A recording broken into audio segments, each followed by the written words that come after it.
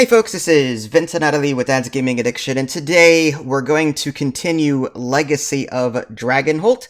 I'll be narrating, and Idly will be playing as Xana Fenro. I'll go ahead and pull up the spreadsheet. There we go. So yeah, Xana Fenro, Wanderer Gnome, class Bard, age 27, and gender female. You got a ton of skills there. You do have a couple of items, the wooden trinket and 3 healing potions. I believe in the last session, you had just escaped some nasty barbarians or mercenaries or something like that, and you made your way to Dragonholt Village. So we are now starting a new book. You have 11 stamina out of 12, 1 XP, 100 gold, and 3 fame. If I'm wrong about any of that, just let me know. Okay. I think I'm good. Alright, so here we go. Okay, tracking sheets. Each quest book, including this village book, has its own tracking sheet that can be found on the back cover of the book. Yeah, I'm just going to show the camera real quick. I have this simulated in my spreadsheet, which I'll show you as I need to. I don't like writing on physical books like that. Encounters. The entries in this book are grouped in a number of encounters. Each encounter is a short collection of related entries. Once you begin an encounter, continue reading as normal until the encounter is complete. Okay, when reading this book, you do not exhaust your activation token when you make a decision, and requirements on options can be fulfilled by any of you. Well, you're only playing single player, so you don't have to worry about activation tokens. Yep. Okay, so here we go. You wake up to the smell of freshly baked bread and the chipper voices of Miriam and Sapphire. Now remember, Miriam is your accompanied gnome, little gnome there that accompanied you in the forest. And Sapphire was, I believe, the aunt, if I remember correctly. I believe so. Was this Sylvia or Sapphire? Sapphire. There is no Sylvia. Whoops. That was from something else.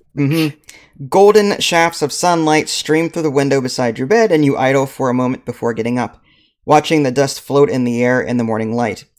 With a yawn and a stretch, you rise from your bed and prepare yourself for the day ahead. As you step out of your room, you see that Braxton, that's the large orc woman that was traveling with you and Miriam, has also just stepped into the corridor. She gives you a polite smile and nod. Good morning. You are just about to respond when Miriam comes around the corner from the direction of the common room. Oh good, you're awake. Breakfast is ready. It's a real feast, exclaims Miriam eagerly. Come on, it'll get cold if you just waddle in the hall. With that, Miriam takes Braxton's hand and drags her, while Braxton allows herself to be dragged toward the common room. Read entry 1042. You descend the stairs to the sunken common room. Sapphire is setting a table with plates. Miriam ushers Braxton to the table, and they both sit. You take a seat and examine the feast that Sapphire has prepared. Large yellow eggs, thick slices of brown toast, juicy ham steaks, and seasoned pan-fried potatoes. As you are scooping food onto your plate, Sapphire returns with 2 large pitchers, one filled with creamy milk and the other with freshly squeezed juice. I'm getting hungry just reading this. After checking on the other patrons, Sapphire returns and sits at the table with you. So what brings you to Dragonholt? Have you come in search of love? Or Sapphire gasps and glances around before leaning in close. Are you here for revenge? Braxton coughs and strikes her chest with a fist, having choked on a bit of potato, and Miriam begins laughing. The love of theatrics runs in the family, I see, mutters Braxton after a drink of milk. Sapphire blushes lightly and looks back at you. Forgive me, perhaps I gossip with the neighbors a bit too much. So, do you talk about visiting an old friend? You're just looking for the next adventure? Hoping to find gainful employment? If I'm lucky, I'm not the only one searching for love that requires the empathy skill. Or I seek vengeance on the man who killed my father. That requires deception or performance. Oh man. 5 entries here. Visiting an old friend is A.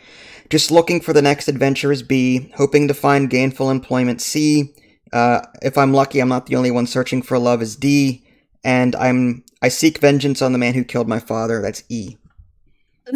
Okay, so when I made Xana, initially she's supposed to be kind of like neutral. But I kind of want to embody Inigo Montoya. You killed my father. Prepare to die. So I'm gonna gonna choose that one. All right, so you have both deception and performance, so yeah, you can easily do that, no problem. All right, so let's go to then... Even though my father's probably not dead. Yeah, you're just making it up. 7450. Wow, you're skipping right ahead here. Ooh. 7450. We come to the end of the story. Yeah, that's it. Thanks everyone for watching. Okay. 7450. Here we go. You glance around as if checking if anyone is listening before leaning in. Sapphire and Miriam also lean closer. In a low voice, you say, I seek vengeance on the man who killed my father. Braxton's eyes go wide as she looks at you, and Miriam and Sapphire cover their surprise with a hand. What? Starts Sapphire louder than she intended before stopping herself and glancing around. She continues in a whisper, What happened? What do you plan to do? You try not to let your grin show on your face as you continue. I was young when it happened, but I dedicated my life to the art of combat. So the next time I see him, I will say to him, Hello, my name is... Just then you are interrupted by the sound of bells signaling someone entering the inn. Miriam and Sapphire nearly jump out of their seats from the shock. Goodness, exclaims Sapphire, as she gets up and hurries to the welcome to new patron. Miriam looks at you with wide eyes. Is all of that true? It must be just a story to get a rise out of Sapphire. Your father wasn't actually killed, right? Asks Braxton, but the concern on her face indicates that she believes you. Mark story point W5. Ooh, okay. So I will go to story tab, and W5 is that one. Okay. I think I got it. W5. I'm also checking it off. Mm-hmm. Read entry 2994. Okay. You ready? Yep. Okay. 2994. After breakfast, you return to your room to grab what you'll need before venturing into the village for the day. When you return to the common room, you see that Braxton is also about to set out. Many of the patrons have dispersed since breakfast, but a few remain in the common room, reading or mingling with one another. Miriam is nowhere to be seen. If you have any questions about Dragonholt, don't hesitate to ask me, says Sapphire. Where has Miriam gone off to? Asks Braxton. Oh, that child couldn't wait any longer and run off to see the old apothecary's shop. Sapphire shakes her head. Even if she buys it, it'll be some time before it's up and running. Nasty fire it was. Lorimore fire is nothing to take lightly. If you've discovered the hidden message in the letter from Celise, read entry 1518. Otherwise, read 5302. If you've discovered the hidden message. I could have sworn that the hidden message was that... But, like, would we have had to write something like that down, or is it just, like, a mental thing? That's a good question. I vaguely remember on she had a lot of spelling errors. There was a lot of spelling errors, and it also on the back it said, please refer to my first letter. On the back of this... On the back of the letter, it says, please refer to my first letter. Mm-hmm. Whether or not that qualifies as the hidden message, I couldn't tell you. That's a good point. Let me look that up real quick. Okay. Okay, so after some research on Board Game Geek, it does not appear as though we have found the hidden message. So we will read 5302. 5302. Alright. Thank you for your hospitality, Sapphire, says Braxton, as she opens the door to leave. Of course, hon, replies Sapphire. Good luck with the guards. Braxton smiles and nods before leaving. You are about to leave yourself when Sapphire stops you. Oh, I almost forgot. If you're going around Dragonholt without a map, you might get lost. It's a small village, but some of the alleys are a real labyrinth. She produces a folded piece of parchment and lays it out on the counter. Let's see, she mutters and scans the map. Ah, here we are. She marks a spot on the map with the Swan. She spends a moment marking numerous other locations for convenience. Here you are, don't lose it now, she says as she folds up the map and hands it to you. If you have any other questions about Dragonholt, come back and ask me. You gain the map of Dragonholt, and this encounter is complete. So I do have the map down here. I sent you a link, I believe. to Yeah. a blank map, which, to for whatever reason, it's the only map I could find online. But I have the Mm-hmm. filled-in version here in front of me, and I guess we'll just make do. I'll go ahead and show it Yeah. to the folks at home. But yeah, there's a map that came with the game, and there's actually like words and numbers on it and stuff. Yeah. So I'll help you as best I can, or if you need to like pause and come down and look at it, that's fine too. I'm sorry. I have I have that blank image you showed me. Mm-hmm. So hopefully that'll be enough. Yeah, let's hope so. Hopefully. Okay. Alright, so map of Dragonholt. After completing an encounter, use the map of Dragonholt to choose a new location to visit.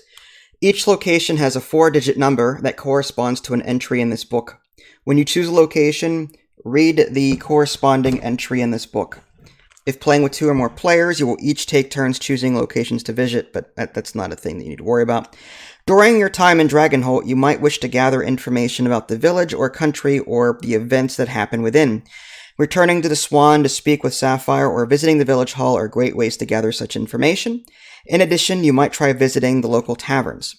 Days. The encounters in this book take place over multiple days, as tracked on the tracking sheet on the back cover of this book. At the end of each day, an effect on the tracking sheet will instruct you to read a specific entry that bridges the gap between the day that just ended and the next day in the story. The events that occur at each location might change from day to day, and special events might occur on specific days. However, some locations will have the same or similar events on multiple days. You cannot gain the benefits of any single entry more than once each day. So, now it seems like we have to look at the map of Dragonholt. And then you can choose. There's quite a bit here. Yeah, I have someone actually uploaded a scan of the whole map Oh, with good. the numbers. So you too. have it. Okay. Yeah. So For the most part, I think. Okay, yeah, there's on the left there's dragon statues, a library, Village hall, guard station. Yeah, so if you're able to find a map, great. I wasn't able to find that. Okay. Yeah, I got it. All right, so what would you like to visit then? I believe the Swan is where we are now, or where you are now. The Swan? Oh, I see. Okay. So 7400. That's the Swan number. Yeah, I believe. Yeah, that's where the Sapphire's Inn is. Okay. So can I visit like an unlimited amount of I think places? It's based on I think so, but I think that with every visit, day will pass. Like I see. Time will pass on the timesheet.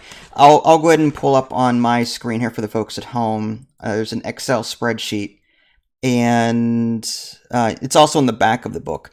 But it looks like the village is broken up across 7 days, and on day 1 there's 8 time that can pass.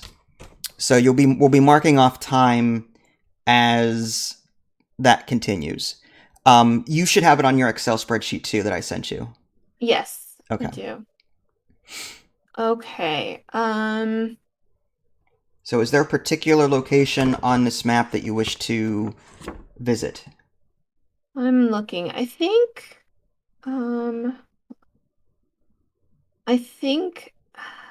see, I'm trying to think what Xana would do. I think she would probably go to the Drunken Hog. I was just about to say the Drunken Hog. All right, that's 3,500. Right, yep. So, all right. So let's go back. Okay, 3,500. The Drunken Hog. The Drunken Hog is marked by no sign, save a discarded oak hog's head. The building is low and square, its entrance sunken below the street and barred by a door black with grime.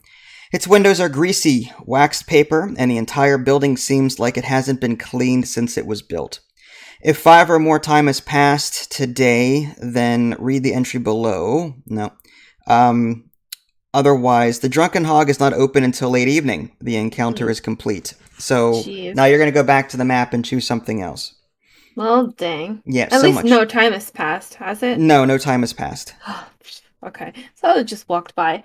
All right, so if she's walking, what about Village Green? What is that? What number is that? 2,900, right to the left of Drunken Hog. All right, I will go read. Yep. All right, the village green is a common meeting place for much of the village. It features a small pond, a well, a fire pit where the village holds frequent bonfires, and a penned area for livestock. Though much of the livestock brought to the green are left to wander and graze. Read the entry below that corresponds to the current day. Okay, so day 1.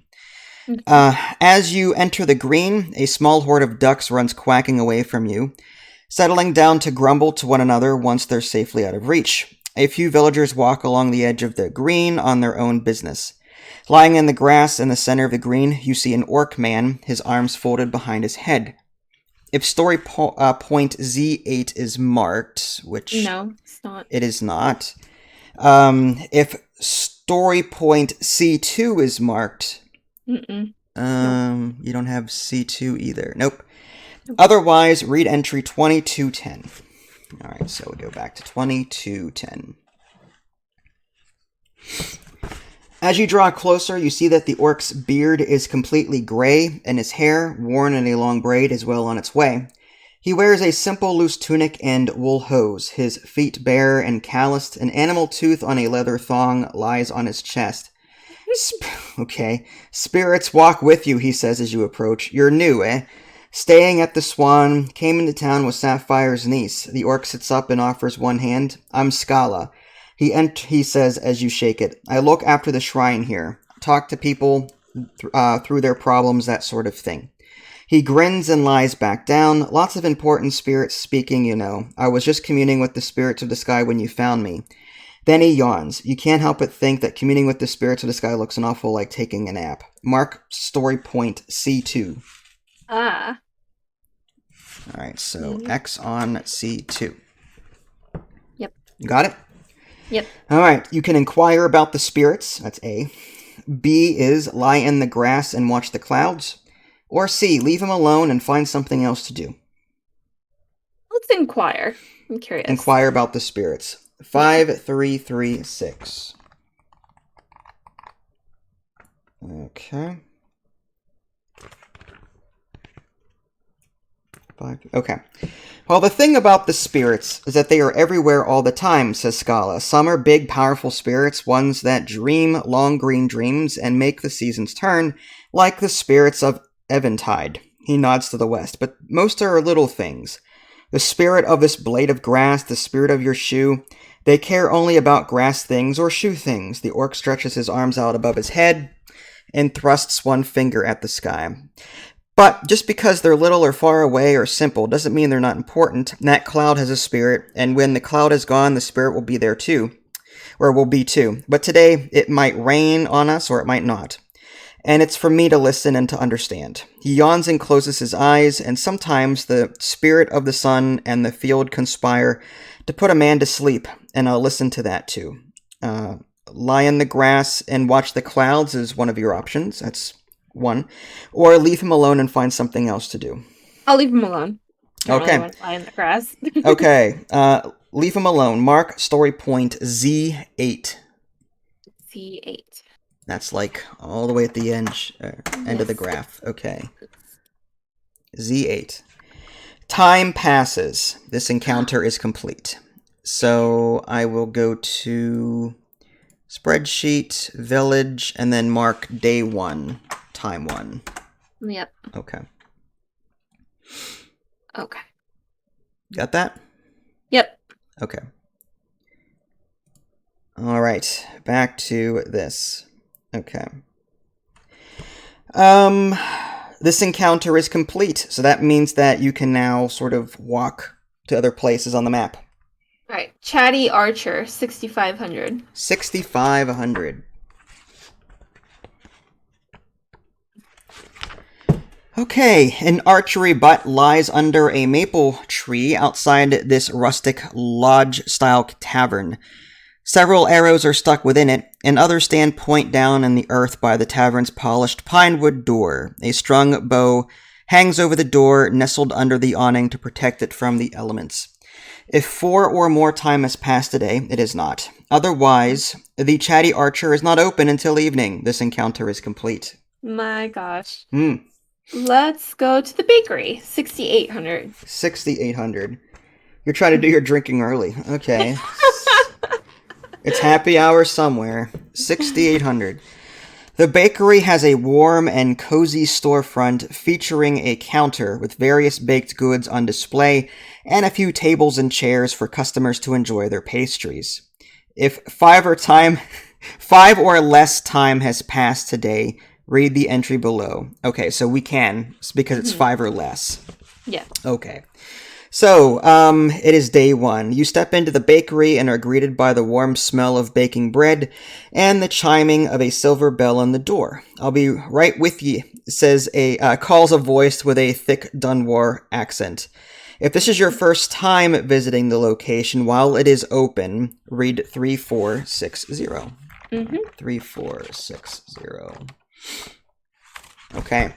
A muscular dwarf comes bustling through a door in the back wall, carrying a wooden tray piled high with steaming pastries. The man has golden brown skin and chestnut hair. His beard is tied in many braids, currently all bound together by a length of twine. He brushes flour off of his hands and off the sturdy, practical apron he wears. "Hello," he says. Me name is Grisbeck Hearthstone. Come on, babe, get it to the accent. "Oi, my name is Grisbeck Hearthstone, and this here be Hearthstone Bakery. Welcome." Is that better? Yes. I hate myself. I love it. That hurts my throat, for the record. Does it? Oh. Grisbeck slides the pastries off his tray, placing each one carefully on a shelf beneath the counter as he does. While he works, he continues to chat. "I don't think I've seen you about before. New in town, are you?" You confirm that you are, and introduce yourself, and he bobs his head. "Well, pleased to meet you. Ain't that fine?" "Da," calls a small voice. "The door." Grisbeck smiles and lays one finger alongside his nose. "Just a moment." He turns and opens the door in the back wall, admitting a young dwarf girl carrying a broad basket. Her hair is copper as compared to his warm brown, but the same golden brown skin. "This is my daughter, Penny," he explains. Mark story point N2. N2. That was great. That was awesome. If I have to talk like a female dwarf, I'm out. Aw. N2. Okay. You got that? Yep. Oh. Yes! Pleased to meet you! I can't. The girl says as she tracks loaves of bread from within her basket on the counter above her head. If story point H8 is marked. No, it's not. It is not. Okay. Otherwise, read 8125. That was great. Pleased to meet you. 8125. "Penny," says Grisbeck, "you've done plenty to help your dad out today. You should run and play with your friends now." "Oh, da!" she says.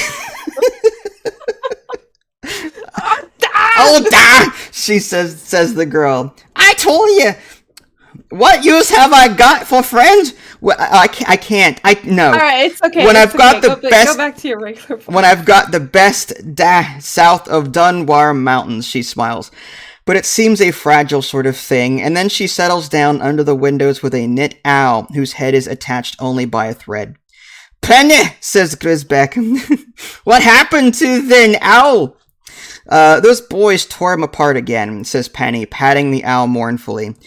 "Oh, that ain't right," sighs the baker. He tugs at his beard and clicks his tongue. "They ought to know better than to do such a thing." He frowns, then... I'm narrating now in Dwarven. He frowns, then shakes his head and turns his attention to you. "Well, what can I do for you?" That's great. No, that's absolutely wonderful. Wrong. Do you A, get something to eat? This requires you to spend 5 gold. Do you offer to repair the doll, which requires craftsmanship? Give Penny a gift, requires the cloth doll item, which you do not have. Or leave the bakery. I'll support them. Do I have gold? I have gold, right? You have 100 gold, yes? Yeah. I'll get something to eat. Okay. So that would be read entry 2078. 95 gold. 2078. Grisbeck places a still-steamed loaf of bread in front of you. Eat, he says. It's best still hot. With a clatter, he drops a crocker of butter and another of honey on the table as well. I'll say this for you, Lowlands, Grisbeck allows. The honey is quite good. Alright, you recover 1 stamina. Or 2 stamina, but you're at your max of 12. Oh, dang it. That's okay. Time passes. So, you are now at time 2 of day 1. Yeah, day 2. Or day 1. Mm-hmm. So, you have one of 2 options. I have a gift for you, Penny, which needs the cloth doll, or thank you for your meal, and the counter is complete. Thank you for your meal. Okay. Thank God. Where else would you like to go? And don't say an Irish pub. or some sort of Swedish... A Viking? No, Viking, yes.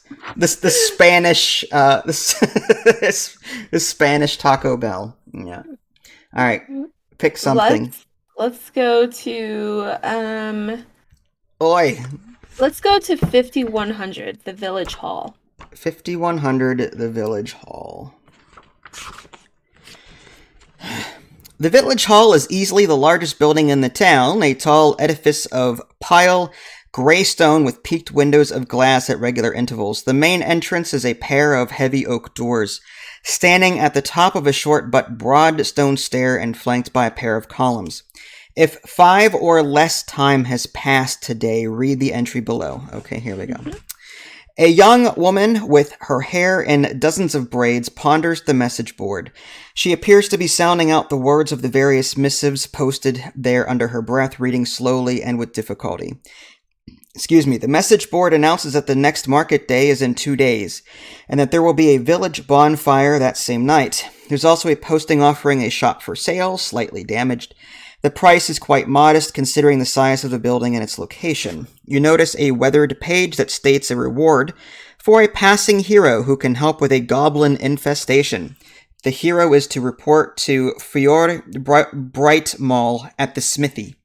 If this is your first time visiting this location while it is open, read 3367. Okay. 3367. The town clerk coughs politely to catch your attention, then steps forward and introduces himself. Hello, he says. My name is Marquez, whatever.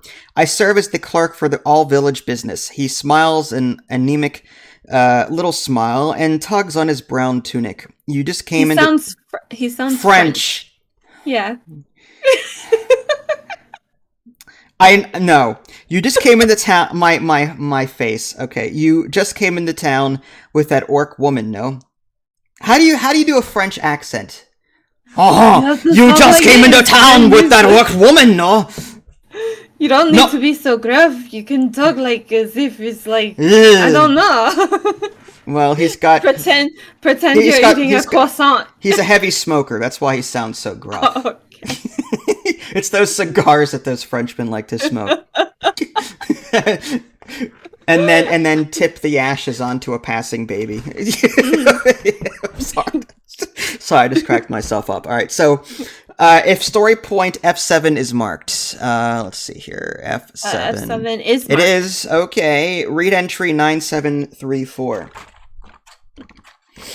9734. You confirm that, yes, you've just come into town, and you also mentioned that you cleared a blockage on the road when you did so. Yes, quite. Oh, yes, quite. The clerk nods and shuffles away through a side door into an office piled high with ledgers, pamphlets, and what must be official records. Oh, the orc woman. Oh, Braxton, was it? I'm just going to add aha in the middle of every sentence.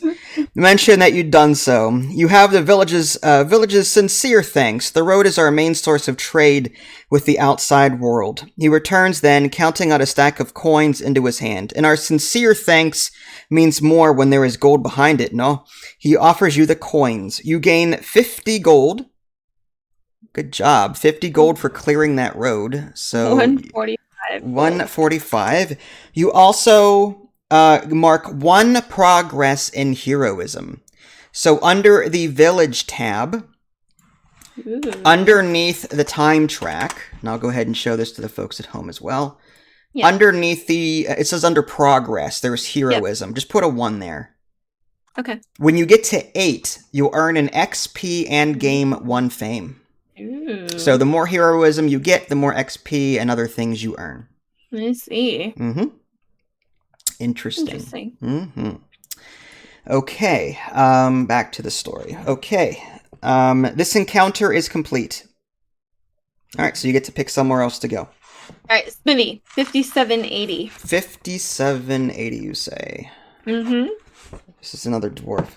At the end of the market row stands a low building with a gray slate roof and a thick chimney, the smithy.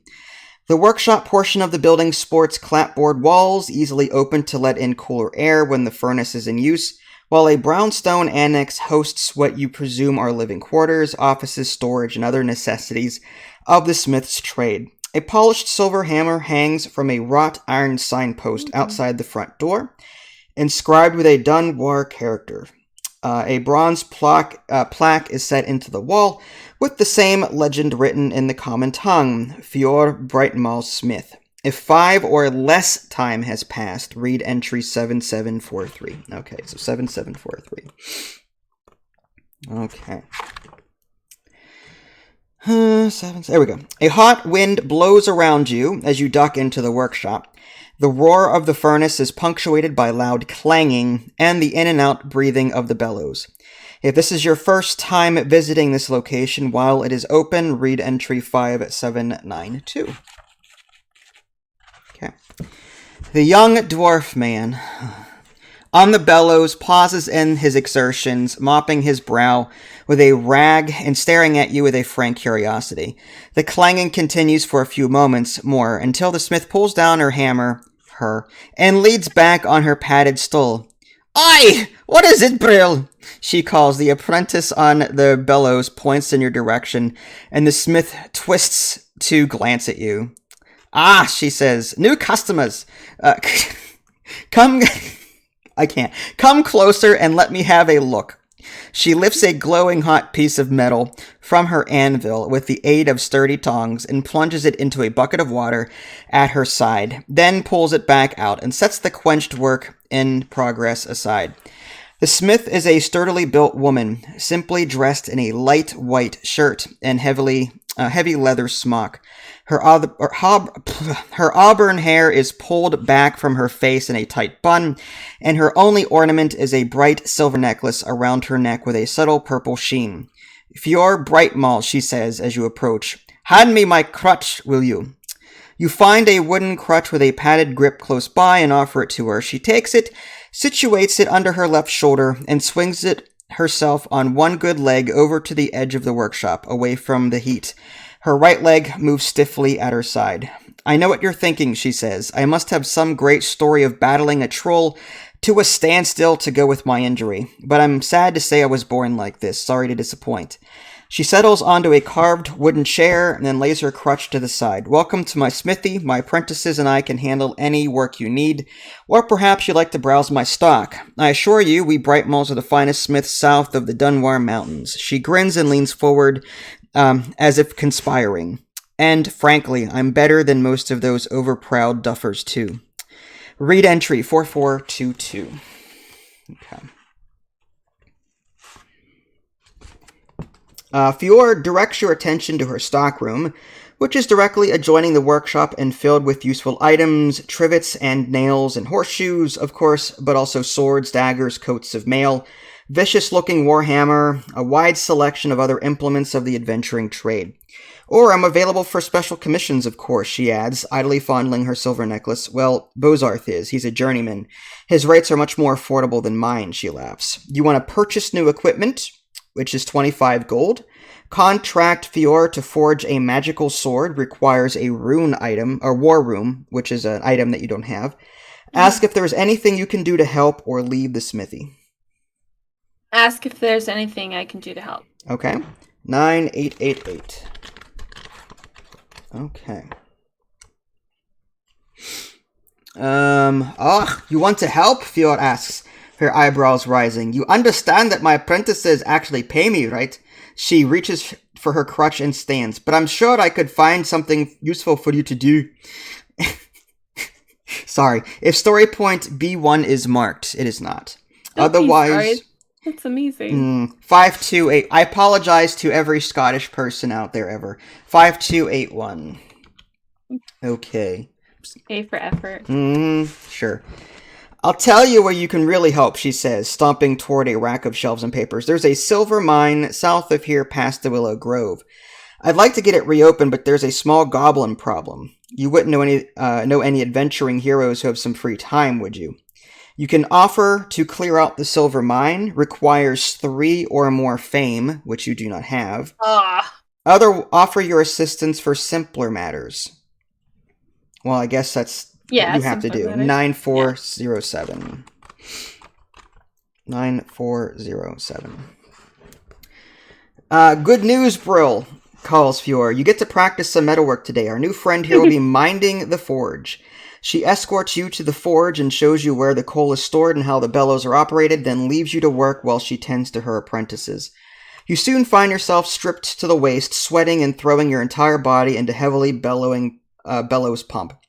Fior moves between her handful of apprentices, commenting on their work as they pound away at their anvils and pour molten steel into molds and quench glowing hot metal in heavy barrels of what smells like seawater. After a while, Fior approaches and offers you a clay cup of cold water. Thanks for your help, she says. My apprentices certainly appreciate it. As you gulp the life-giving water and dress yourself again, she counts out a small handful of silver coins and presses it into your palm. If you need more work later, come by. You lose 2 stamina. Sad. So you're down to 10 stamina. You gain 10 gold. Okay. So you're at 155. Mark 1 progress in physical training. Ooh. So if I go to the... okay, so under the village, there is... I'll go ahead and show the folks at home real quick. So under the physical section, if you have 6 of physical points, you can learn agility, athletics, endurance, or stealth at the cost of 1 XP per. Cool. So if you get to 6, you can spend an XP to, say, learn agility or athletics or whatever. So there's that. Time passes, and this encounter is complete. Okay. So we are now... X3. X3, okay. Getting stuff done today, hon. Good job. Yeah. All right, so the encounter is complete. That means you can choose somewhere else to go. All right, let's go to... After all that work, just kind of want to... Go back to the inn and just drink? Not really. Okay. It's not open yet. Isn't it 5 or right. more? I believe it's... Yeah, you're right. Mm-hmm. Yeah. So, okay, so what would Xana do? After she worked so hard, she would probably... Billowing coal half her size. I know. It's a gnome, yeah. She would probably still be kind of pumped. She'd go to the guard station, I think. All right, what number is that? 5230. 5230. She's feeling a bit energized, I think. Okay, guard station. The guard station is used as a meeting place for the village guard and a place to store a few implements of war the village has. An attached annex, accessible only from outside, serves as a jail cell, though it is rarely used. Behind the building is a training area with several training dummies. If this is your first time, read entry 1868. Okay. 1868. Okay. A dull thwack sounds as you circle around to the rear of the guardhouse. Keep your shields up, calls a gruff voice. Oh, keep your shields up! My shield is fine, drawls another.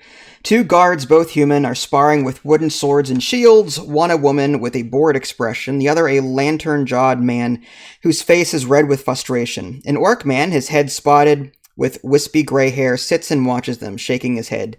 Your shield is fine against Deacon here, but against a real opponent you'd be dead. Talia. Deacon, the human man, puffs out his chest and lowers his sword. It's not becoming to strike a lady, that's all. Talia rolls her eyes. An easy thing to say after you spent all morning trying to strike me and failing. She throws her sword and shield down. This is pointless. I'm already a better fighter than both of you put together. I'll be back when there's some actual work that needs doing. She stalks past you, barely sparing you a glance, and soon is gone. The orc man stands stiffly as he notices you. Ah, he says, we don't get many visitors here. I'm Tweagle. That was Talia. This is Deacon. He nods over to his shoulder to the human behind him, who flourishes his sword into an over-elaborate bow. We represent her lady's ship's guard here in Dragonholt, such as it is. Tweagle stomps over to you and peers at you with watery yellow eyes. You're new. Just came in with Sapphire's niece, eh? Through Eventide Forest, no less. How'd you find the journey? You explain about your run-in with the bandits and how you and Braxton and Miriam fought them off. Well, good job, that. Bandits, eh? He turned and studies Deacon, who appears to be trying on different gratuitously masculine poses with his sword, peering at his reflection in a muddy puddle in the practice yard. That's not good news. Mark 1 progress in heroism, and time passes. Okay. So you are now at 2 heroism, and time is now day 1, time 4. Okay. So you can do, looks like one of 2 things. Request to use the training ground, requires 7 or less time, which it is, or leave the guard station. The encounter is complete. What was the first one? Request to use the training ground. You want to train. I don't need a train. I'll just leave. All right. In that case, pick a new location. All right. Let's go to the library. What number is that? 2480. 24. I mean, I could look at the map, but I've got a book in my hand. 2480. You're fine. The village library is large for a village of the size of Dragonholt. It features an antechamber, a main room with rows of bookshelves, a few side rooms. On most days, one of the side rooms is used as a classroom for village youths. If 4 or less time has passed, then read entry 2505, which it has, 4 or less. So 2505. The library's main hall features a tall writing desk underneath a window set in the ceiling and 4 walls covered in shelves full of books. Perched atop a stool at the writing desk is a gray-robed, gray-haired human woman spattered with ink, her quills scritching as she carefully copies out another letter. If it is day 1 and story point V6 is not marked, story V6, I don't think any of the V's are marked. No. Okay, so, yeah, if it's day 1, so I have to read entry 7529. 7529. After a moment, she places her pen aside and picks up a sander made from silver-chased horn, sprinkling a fine dusting of powdered resin to dry her ink. Then she turns to you. Welcome to the Dragonholt Library, she says. Can I help? Her question trails off as she takes a look at you for the first time. She takes in your appearance and mannerisms with a critical eye for a moment before asking your name. You tell her, and she blows out a breath she may not have realized she was holding. Come this way. She dismounts her stool and leads you through a low door to a tall, narrow room, lit only by windows far above you. No candles or torches, please, she says. A fire here would mean centuries of wisdom lost. She leads you around a long bookshelf, and you find that the room was not narrow at all, only blocked off by an enormous shelf.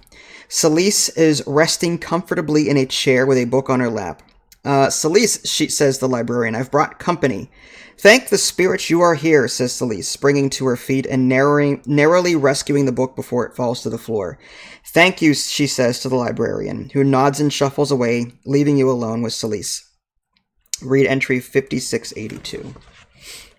Remember, Celise is the one that wrote you that letter. Remember? Oh, that's right. Yeah. Mm-hmm. Yeah. I totally remember. Yes, you do. I'm glad you came, says Celise. There is trouble afoot, and I'm getting too old for trouble. Celise, I'm butchering the name probably. Celyse. That's fine. Okay. Celise doesn't look a day older than when you first met her, but then again, she is an elf. I'm a believer, okay, this must be a typo. I believe that someone is plotting against the noble family here. Yeah, I believe is what it should be. You might already know that the local lord is Lady Regina Fairfax, Countess of Dragonholt. She had, up until recently, 3 children, Sonia, Rochelle, and Philip. Regina is sick. She seems a little young to me to be dying already, but humans will do that to you, I suppose. So her daughter Sonia was poised to inherit the country. But Sonia came to me and said that she received a letter from her uncle Kirik, Regina's brother. Kirik demanded that Sonia renounce her position and support Kirik's claim to Regina's seat. Sonia refused him, of course. Days later, continues Celise, Sonia fell from her horse, struck her head on a rock, and died. Not suspicious on its own, perhaps, but Sonia was an excellent rider. She was alone in the forest when it happened. I became concerned that Kirik had murdered her. I shared my suspicions with Timothy, Regina's steward, and that night, as I returned to my bedroom, a heavy statue in the gallery toppled over and nearly killed me. Celise closed her eyes and leaned back, resting her head, so I fled. I'd already sent the letter to you, so I hid in the village waiting. Mark story point V6. Okay. V6, wasn't that one of the story points? Yeah, from before. Yeah, but we hadn't discovered it yet. Yeah. Mm-hmm. That was at the smithy, right? I don't remember, to be honest with you. All right. Celise stands, brushing down her cloak and taking a deep breath. But nothing unusual has happened since then, and Philip and Rochelle remain safe. It would seem the situation is not as dire as I suspected. For now, I think it is wise for you to acquaint yourself with the villagers and gain their trust. We will need them on our side if it comes for a struggle for leadership. But right now, I will go straight to Lady Regina and tell her everything. Will you come with me? 2 options. Of course, Celise, let's go now. Or, go on your own, I have other business to attend to. Of course I'll go with her. All right, read entry 5455. 5455.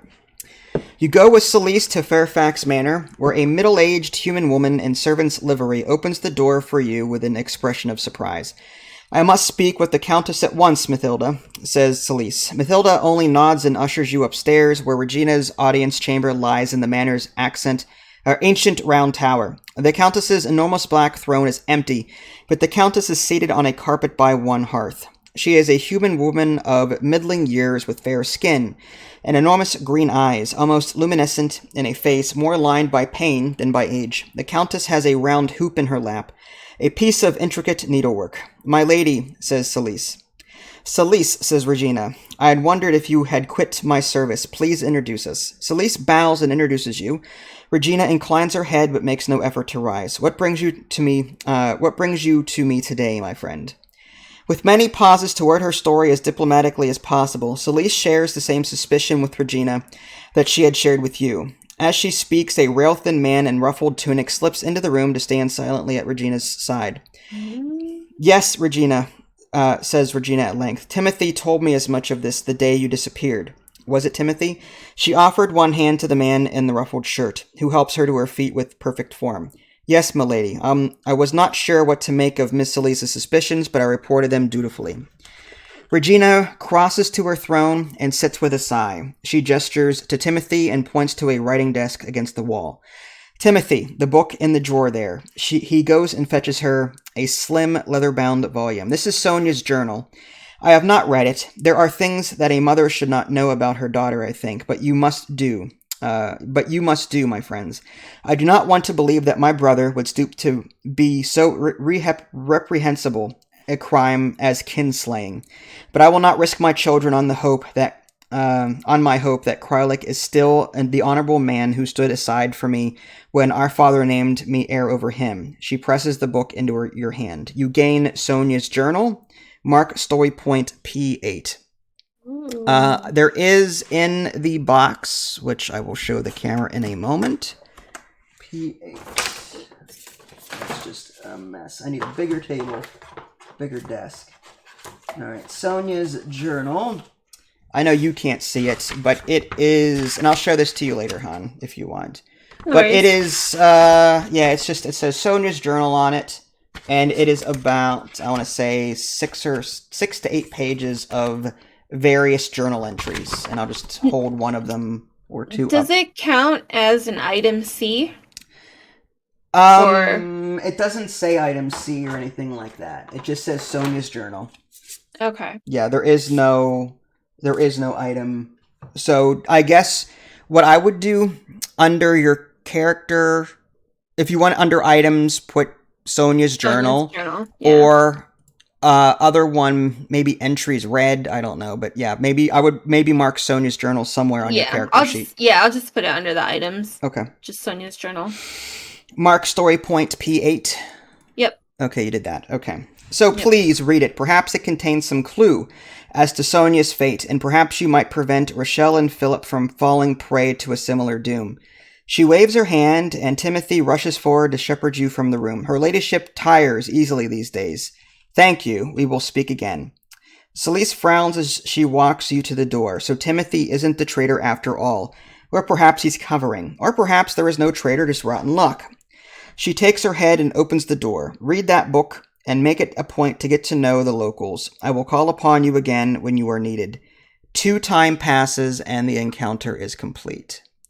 2. So you are on, 1, 2. 6. So it says you now possess Sonia's journal. You may read and refer back to the journal at any time. So what if you want, at this point, do you want to like put a cut in the video and take a look at the journal, and then you can plan your next move on our next session? Would that be good? I think that would be good. Okay. All right, folks. Well, thanks for sticking with us. Hopefully you had a good time. Because this encounter is complete, we'll just have to remember that you can now visit any location on the map, and that'll start you on day 1 times 7. Yeah, there's 3 places that 4 actually that I kind of want to visit, but let me read the journal first, and then maybe that'll change. Sounds good. All right, thanks. Thanks for watching, everyone. This is Vincent Natalie. Have a good one. Catch you next time. Bye, guys.